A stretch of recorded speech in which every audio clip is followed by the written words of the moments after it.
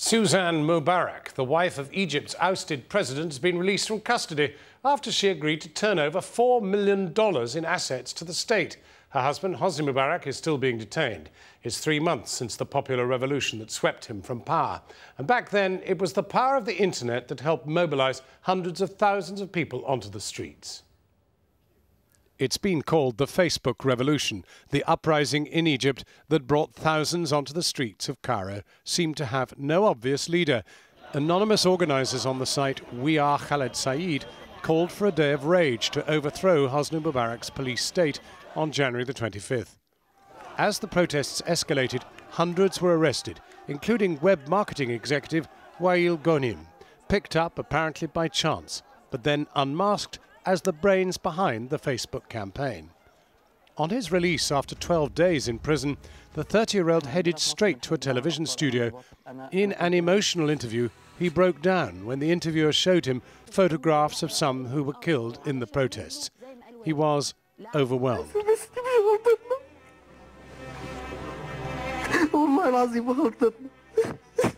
In prison, he had had no idea of the size of the movement sparked by that Facebook page, nor the violence of the attempt to put it down. "I am no hero," he said.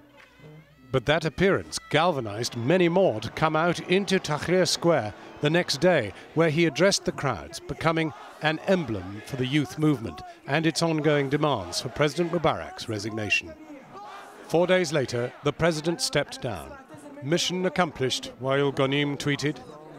Now considered by many to be a star of the so-called Arab Spring, he's just signed a $2.25 million book deal about the uprising. He was in Hertfordshire this morning, appearing at a conference run by his employers Google, where I talked to him about his online activism. I'm not that brave as a normal. I would walk in the street, try to avoid any sort of...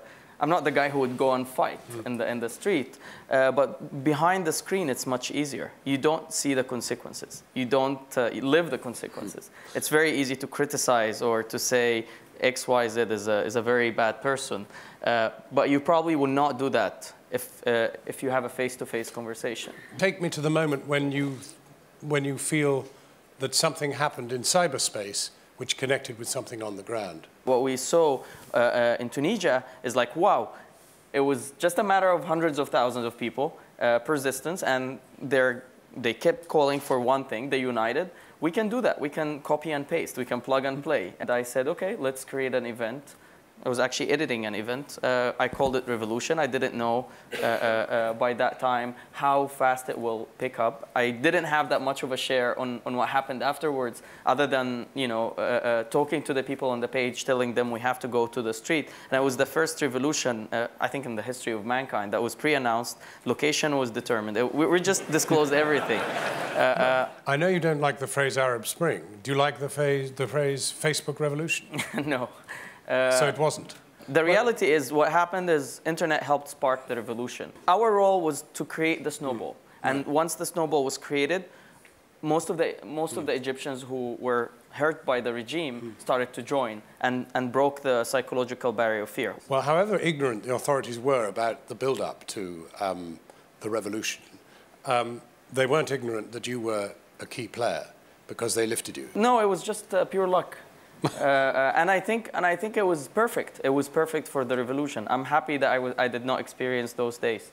And when I came out of jail, I decided on going right away to the TV station because I wanted to remind myself and everyone and talk to the silent crowds and tell them why did we go on the street on 25th.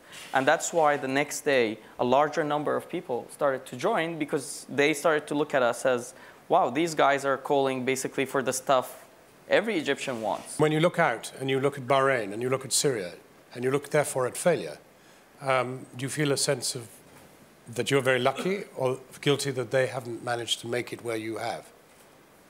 Why would I feel guilty? I mean, to me, what we did was basically a reflection of the street. The street in Egypt wanted this to happen. or the majority of the silent crowd who was not supporting this did not go against it. What I care about, or what I believe in, is that the dictators are going to have tough times in the future. They're not going to be able to oppress their people as they used to do. I hate the word Arab Spring, and I have to say it. You know, every time I read it on newspapers, it makes me feel that this is a temporary thing. They're saying that, okay, Arabs woke up and they're going to sleep back again. I think it's an Arabic revolution, not an Arab Spring. It's the freedom flu that was already in the heart and mind of every Arab who was oppressed by both the regime and the so-called civilized world oppressing the younger generations who have never seen democracy in their countries.